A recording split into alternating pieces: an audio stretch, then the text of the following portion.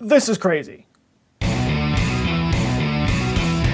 been asked by a lot of people over the last couple of years to talk about M-Drive, which is a spaceship propulsion device that should be impossible. There was some news about a year ago or so of some people who built a homemade M-Drive, and it seemed to work. But now, NASA has reviewed the papers from that experiment, and it seems legit. This is something called peer review, and it's very important to the scientific process, even though it's really boring to talk about. Peer review is basically when a panel of experts looks at your project and goes over the conclusions and the experiments that you did to make sure that everything's solid. Without going through peer review, it's almost impossible to be taken seriously or get published in any kind of scientific journal. And the M-Drive has officially made it through peer review, which is amazing because it literally breaks every law of physics. Now, I did talk about this in a past video, but I just kind of looped it in with a few other new technologies that NASA's working on. I didn't really focus on it specifically because it was still sort of fringy. So most rockets work on the whole every action produces an equal and opposite reaction principle. But the M-Drive works by firing microwaves into this conical structure called a frustum. And the microwaves bounce back and forth inside of this, intensifying in energy and thus creating a thrust. But wait, how?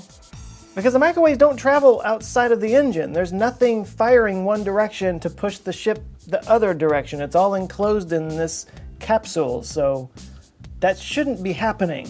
It's like, imagine if you're in the back of an 18-wheeler. We won't ask how this happened. Let's just go with it. And let's take away the engine. So you're just a box on wheels. If you were to push against the wall, the truck wouldn't start rolling because you're contained inside the truck. It would be totally insane if you pushed on the side of the truck and somehow that made the truck roll. But that's exactly what's happening with M-Drive. The thrust is only 1.2 micronewtons per watt, which is so small that literally a passing gust of air could have caused that thrust. So they tested it again in a vacuum chamber, and yeah. Now, we can't yet say that it works because it's only passed peer review, but by passing peer review, that takes it out of the list of fringe ideas.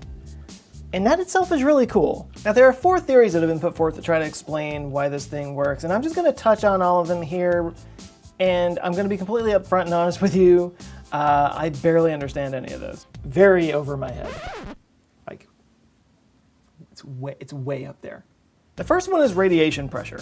This one says the difference in pressure the radiation exerts on the different areas of the cone brings forth something called the Lorentz force, which acts on charged particles to create thrust. Somehow. The next one is vacuum energy. Now, this is something that would be called a QVT. A QVT stands for quantum vacuum thruster. This is a theoretical engine idea that works off of quantum vacuum fluctuations to create low-density plasma through a process called magnetohydrodynamics. You know, that old chestnut. Now, some also point to pilot wave theories, which is a non-mainstream interpretation of quantum mechanics, as a way to explain it pushing off of the quantum vacuum to create thrust. The third is quantized inertia. A physics professor named Mike McCullough created an explanation that he calls quantization of inertia. Now, this relies on a theoretical type of energy predicted by general relativity called Unruh radiation, which an accelerating body would experience as blackbody radiation. And at very low acceleration, the wavelength of Unruh radiation can actually be longer than the observable universe, at which point it has to become quantized. Problem is, this assumes that Unruh radiation is real, which it's never been proven, and it would also require that the speed of light would change inside the chamber, which is not supposed to be possible. But as crazy as this one sounds, it is actually testable, so there are some experiments going on right now to try to work this one out. And last but not least is photon leakage. And this one, I might actually understand. Now, this relies on the wave-particle duality of photons in the chamber so that as they bump into each other and combine, they can destructively interfere with each other, which removes their electromagnetic field around them but allows the two photons to pass through the chamber wall, which means that there is actually photons escaping out the back of this thing, which would actually provide a little bit of thrust. I'll put links to all these down in the description so you can read them and figure them all out yourself. Like I said, it's way over my head. School me if you can. But let's just assume for a second that it does actually work.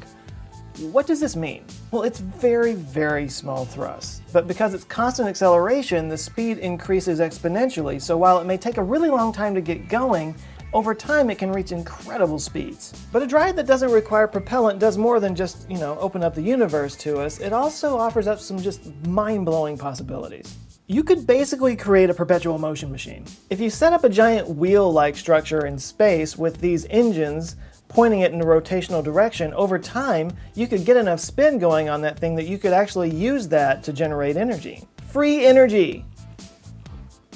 After the cost of building the giant wheel in space, of course. Now, this could be the beginning of a whole new technology. It could all fizzle out. We don't really know. There's only been a few people that have built this thing, and it hasn't really been like optimized for performance or anything like that yet. But at its current state, it really doesn't produce enough thrust for it to really be feasible on any kind of missions that we would be doing like inside the solar system. It wouldn't be comparable to an ion drive per se, unless it was just on a really, really long-term, like deep space mission. So, we'll see. But more fascinating to me, even if this drive is not, feasible or practical, this harnessing of the quantum world to improve things in our world is really amazing to me. There are things, energies and matters hidden underneath the surface of reality, and whether it's things like M-Drive or quantum computers, we are just dipping our toes into this chasm of ignorance that's always separated the quantum world from our world. And that's friggin' awesome. So again, I've got links down in the description for you guys to go and research this yourself. A lot of this is just super in-depth, and I know you guys are super smart, so you could probably talk it all up in the comments and discuss which one of these different explanations makes the most sense to you. All right, like and share this video if you liked it to help spread this around to other people. If this is your first time here, hit subscribe. I got other videos just like this all over the damn place.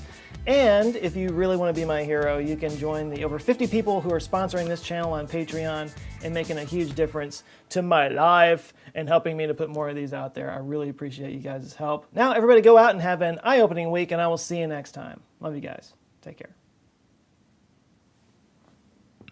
Bye.